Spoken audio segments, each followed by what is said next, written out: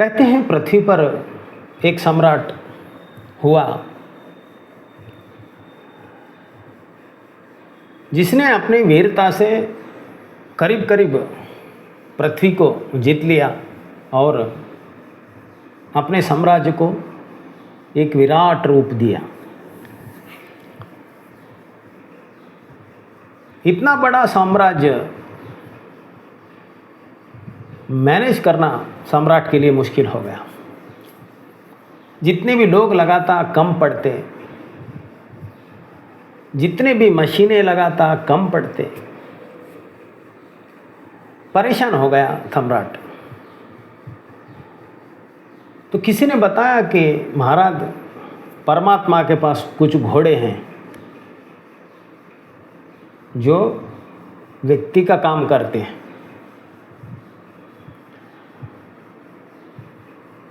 तो सम्राट पहुंचा परमात्मा के पास,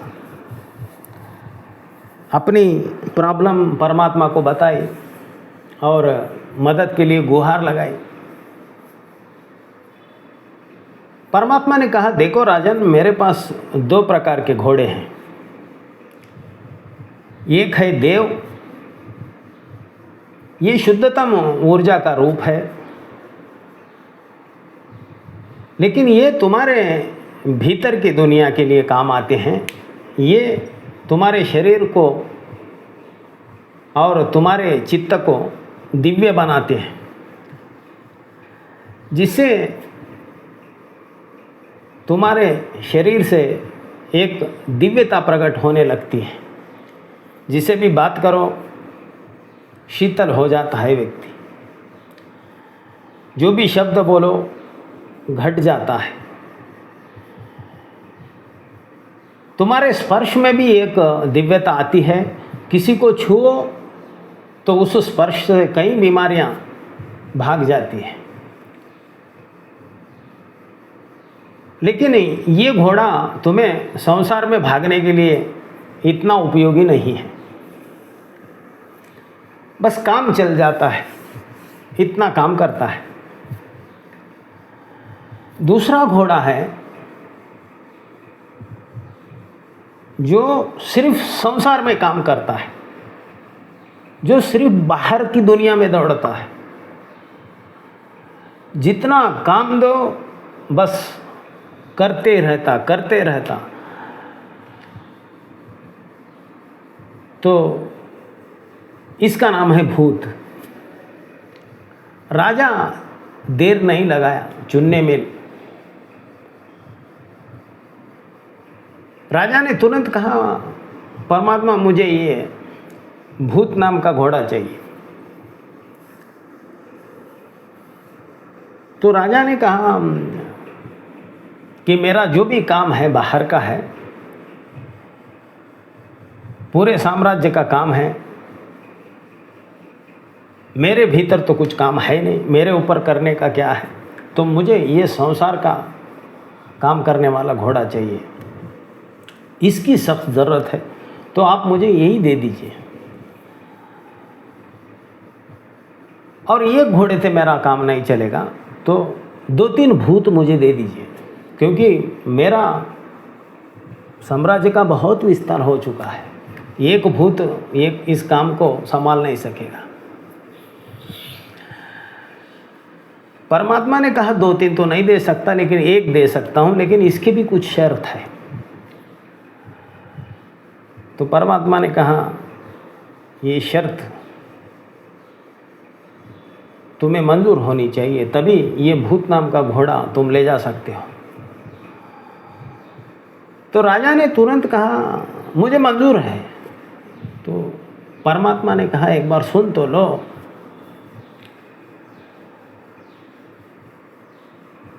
इस भूत का एक स्वभाव है, ये खाली नहीं बैठ सकता। तुम इसे काम देते ही रहना चाहिए। जब बाहर का काम इसको देना बंद कर दोगे तो ये तुम्हें खा जाएगा। तो राजा ने कहा, मुझे ऐसा ही घोड़ा चाहिए महाराज, मेरे पास इतना काम है, इस भूत को जन्म जन्म लगेंगे, इस जन्म में तो होने वाला नहीं है, तो मुझे ये शर्त मंजूर है। परमात्मा ने कहा और एक शर्त है,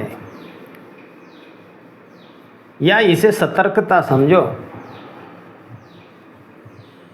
ये जब तक मेरे पास है ये मेरे नियंत्रण में है, लेकिन जैसे ही ये मैं तुम्हें दे देता हूँ इस पर मेरा कोई भी नियंत्रण नहीं रहता। फिर इससे अगर कुछ प्रॉब्लम हो तो मेरे पास मत आना, क्योंकि ऐसे भी मैं इसे कुछ नहीं कर सकता। तो सम्राट ने कहा, महाराज मैंने बड़े बड़े राजाओं को हराया है, इस भूत की क्या बात है, आप चिंता मत करिए, मैं इसे संभाल लूँगा। तो सम्राट राजा के पास से जल्दी जल्दी भूत लेकर आया और अपने पूरे साम्राज्य की भागदौड़ उस भूत के हाथ में दे दी। समय बीतता गया, दिन बीतते गए, साल बीते, राजा की उम्र बढ़ती गई।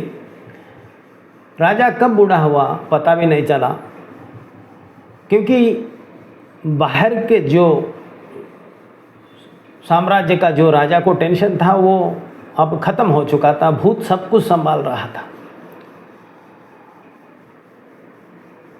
राजा करीब करीब बाहर के पूरे एक्टिविटीज़ की जिम्मेदारी भूल ही गया था। एक दिन अचानक भूत सम्राट के सामने आकर खड़ा हुआ। बड़ा आश्चर्य हुआ सम्राट को। सम्राट ने पूछा, किस लिए आए हो? भूत ने कहा, महाराज आपके साम्राज्य का सब काम हो चुका है, अब मेरे लिए कुछ काम बचा नहीं है, तो आप मुझे और कुछ काम दे दीजिए। तो सम्राट ने कहा, ऐसे कैसे हो सकता है? तो राजा ने अपने प्रधान से इस बात की पुष्टि की। प्रधान ने कहा, महाराज हमारे साम्राज्य का तो काम ये कभी भी कर चुका है, इसके लिए कुछ काम नहीं था, तो मैं अपने मित्र देशों का भी इसे काम दे चुका हूँ, ये भी पूरा कर चुका है। ये अब पृथ्वी पर कुछ काम बचा ही नहीं। सम्राट परेशान हुआ, क्योंकि सम्राट ने कभी इसकी कल्पना भी नहीं की थी। तो सम्राट ने कहा, लेकिन परमात्मा ने जो बात बताई थी वो सम्राट को याद थी। तो सम्राट ने कहा, भूत ठीक है, तुम्हारा काम हो गया है, तो मुझे कुछ समय दो तो मैं सोचता हूँ। भूत ने कहा, नहीं महाराज, समय देना मेरे स्वभाव नहीं है, समय खाना मेरा स्वभाव है, समय देना मेरा स्वभाव नहीं है, तो मैं आपको समय नहीं दे सकता। या तो काम दो या फिर मैं आपको खा जाऊंगा, बस ये दोनों में से एक ही चीज़ हो सकती है। सम्राट विवश था, उसके पास देने के लिए कुछ काम नहीं था। फिर क्या होता, जो होना है वही हुआ। भूत ने सम्राट को खा लिया। मन भूत नाम का घोड़ा है जो संसार में दौड़ना, व्यक्ति को क्या चाहिए उसे प्राप्त करके देना संसार से, ये उसका धर्म है, ये उसका स्वभाव है। तो ये बाहर की दुनिया में घूमता है, लेकिन जैसे ही इसको हम रोकें तो ये व्यक्ति के भीतर दौड़ता है। व्यक्ति के दो दुनिया है, एक बाहर की दुनिया, एक भीतर की दुनिया। जब इस भूत को बाहर के दौड़ने का काम समाप्त हो जाएगा तब वो व्यक्ति के भीतर की दुनिया से दौड़ता है। तो जो लोग भी मौन की बात कर रहे हैं वो लोग व्यक्ति को बात करने से रोकते हैं, यानी मन को शब्दों के द्वारा प्रतिफलित होने से रोकते हैं।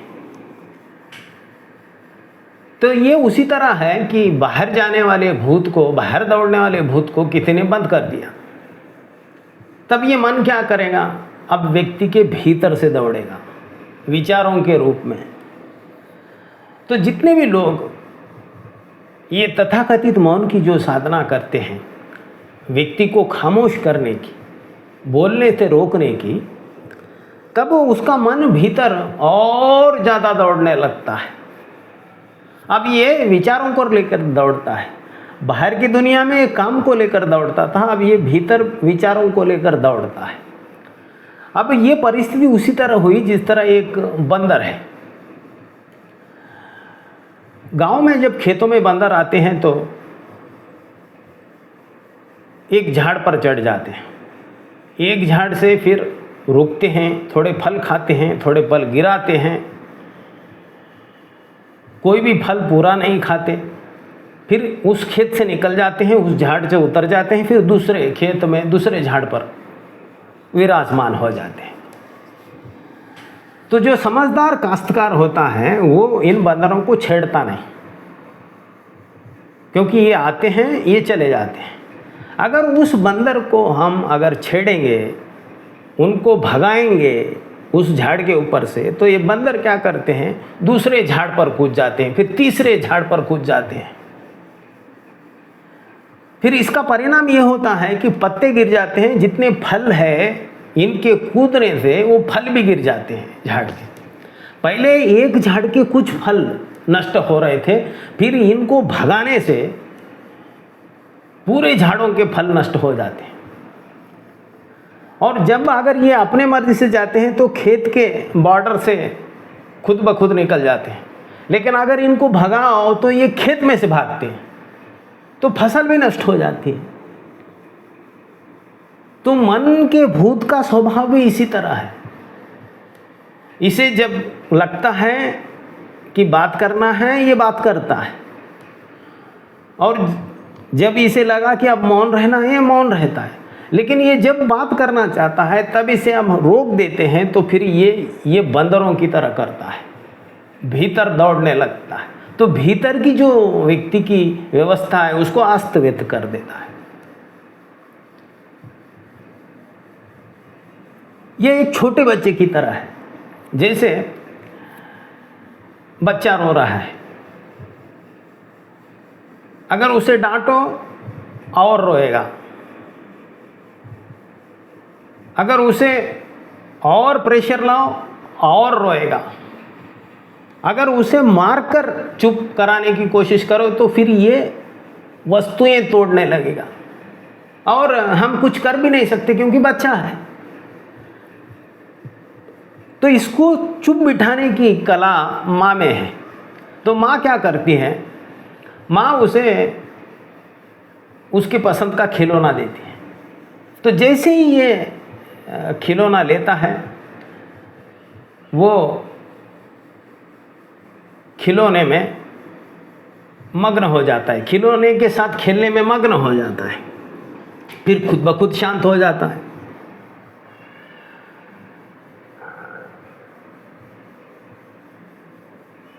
मौन एक इसी तरह हमारे भीतर के चित्त की अवस्था है। मौन दो सोर्स शब्दों से बना हुआ है, फील्ड वर्ड्स, मन और यौवन। मन यानी हमारा मन, मन की अवस्था, साइकोलॉजिकल स्टेट। यौवन यानी युवा अवस्था। तो इन दोनों से जो कंपाउंड बना है वो मौन है। मौन यानी हमारे मन की युवा अवस्था। अब मन की युवा अवस्था कौन सी होती है? तो युवा हम किसे कहते हैं? युवा हम उसे कहते हैं जहाँ आकांक्षाएं आकांक्षा से भरा हुआ है चित्त, और भरपूर ऊर्जा है उन आकांक्षाओं को, उन इच्छाओं को पूरे करने के लिए, और वो बड़े कॉन्फिडेंस के साथ बह रहा है, भाग रहा है, दौड़ रहा है। तो मन उस मन की वो अवस्था है जहाँ पर व्यक्ति अपने स्वभाव के अनुसार, अपने इच्छाओं के अनुसार ऊर्जा को लेकर भाग रहा है और उस कृत्य करने में एकदम संलग्न हो चुका है, प्रफुल्लित हो चुका है। उस अवस्था को मौन कहा गया है। इसलिए मौन का आवाज से, शब्द से कोई लेना देना नहीं है।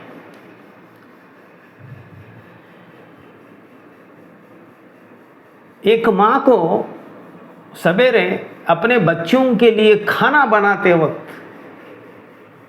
मौन प्राप्त होता है। एक बाप को अपने परिवार के लिए कर्तव्य करने में ही मौन प्राप्त होता है। एक लेखक को अपने वक्तव्य को व्यक्त करने के लिए शब्द जुड़ाने में ही मौन प्राप्त होता है। एक शिल्पकार को पत्थर में एक मूर्ति की कल्पना करने में और उस मूर्ति को निखारने में ही मौन प्राप्त होता है। ये कवि को जब कविता फूटती है तभी मौन प्राप्त होता है। एक चित्रकार को जब किसी चित्र का प्रतिबिंब बनता है निसर्ग में, तब मौन प्राप्त होता है।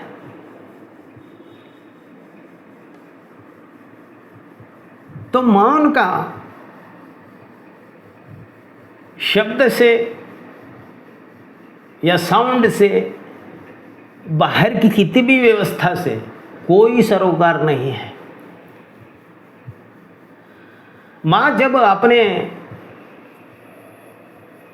बच्चे को जन्म देती है, वो उसके लिए वो सबसे बड़ा कठिन समय है।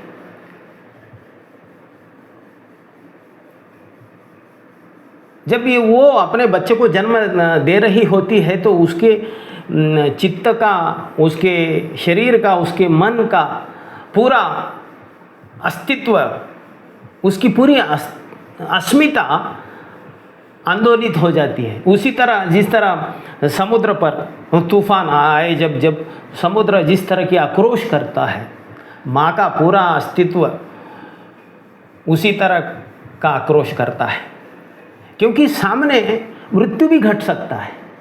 कई माएँ प्रसूत पीड़ा में ही मृत्यु पाती है, लेकिन इस आक्रोश में, इस तूफान में भी उसके भीतर की जो ममता है, कहीं ना कहीं वो मौन में है, वो प्रफुल्लता में है, वो आनंद में है। क्योंकि अगर एक तरफ मृत्यु है तो दूसरी तरफ उसका पुनर्जन्म भी है।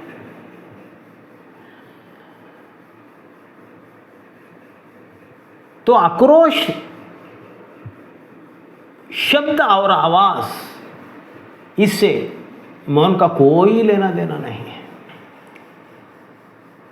अगर व्यक्ति अपने भीतर के स्वभाव को उजागर करने में व्यस्त है तो बाहर की कौन सा भी शोर, बाहर का कितना भी आक्रोश उसे, उसके मौन में कोई बाधा नहीं डाल सकता। जब व्यक्ति अपने स्वभाव से,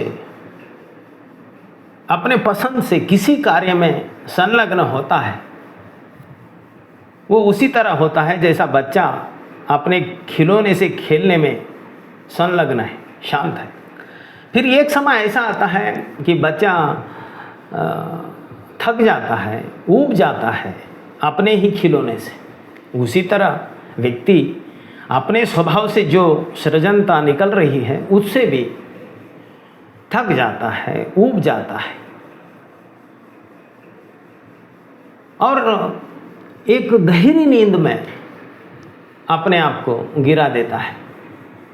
तब वो अस्तित्व में संलग्न हो जाता है। अगर मन अगर शांत हो रहा है, मौन हो रहा है, तो इसी तरह होता है अपने स्वभाव से। तो जो मन बाहर दौड़ रहा है, वो मन उसी तरह मौन में गिरता है और परमात्मा में संलग्न होता है, जिस तरह बच्चा अपने खिलौने के साथ खेलते खेलते ऊब कर जब माँ के बाहों में आकर सो जाता है। इसी का नाम मौन है।